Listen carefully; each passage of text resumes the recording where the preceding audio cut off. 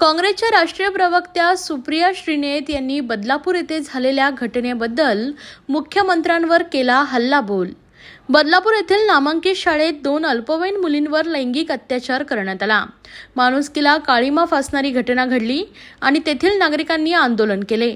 10 तास रेल्वे रोखून धरली। या घटनेबाबत काँग्रेसच्या राष्ट्रीय प्रवक्त्या सुप्रिया श्रीनेत यांनी आज ठाण्यातील टिपटॉप प्लाझा येथे माध्यमांशी संवाद साधलाय। यावेळी बोलताना त्या म्हणाल्या, एवढी मोठी घटना बदलापुरात घडली तरी ठाण्याच्या मुख्यमंत्र्यांना तिथे जाऊन मुलांच्या पालकांना भेटण्यासाठी वेळ नव्हता, तर गृहमंत्री देवेंद्र फडणवीस हे दिल्लीला आपल्या वरिष्ठ नेत्यांना भेटण्यास मग्न होते। त्यामुळे त्यांना आपल्या पदावर राहण्याचा काही अधिकार नाही। तसेच हे 3 तिकडा सरकार जास्त दिवस चालणार नाही।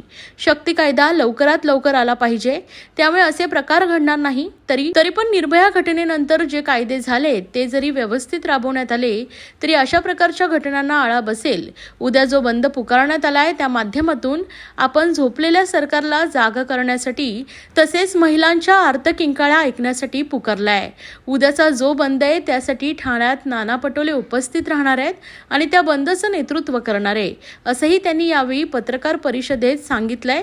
तर या प्रसंगी ठाणे काँग्रेस अध्यक्ष विक्रांत चव्हाण, महिला काँग्रेस अध्यक्षा स्मिता वैती, ठाणे काँग्रेसचे प्रवक्ते राहुल पिंगळे, हिंदूराव गळवे, प्रदेश सदस्य भालचंद्र महाडिक, रमेश इंदिसे उपस्थित होते।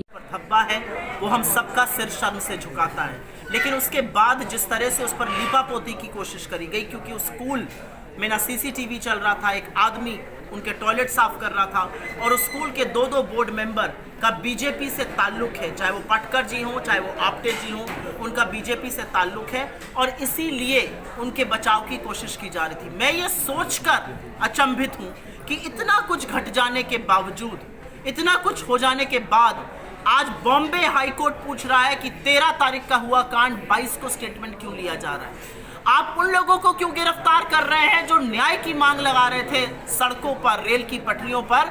और मुझे ये सोचकर आज भी विस्मय होता है, मैं हतप्रभ हूं ये सोचकर कि थाने के लोकल जो यहां से चुने हुए विधायक और अब इस प्रदेश के मुख्यमंत्री एकनाथ शिंदे जी के पास इतना वक्त नहीं है कि वो बदलापुर जाकर उन बच्चियों के परिवारों से मिले, उन बच्चियों से मिले, उनकी टोलें, उनके दर्द को साझा करें, उनको न्याय की आशा और उम्मीद जताएं।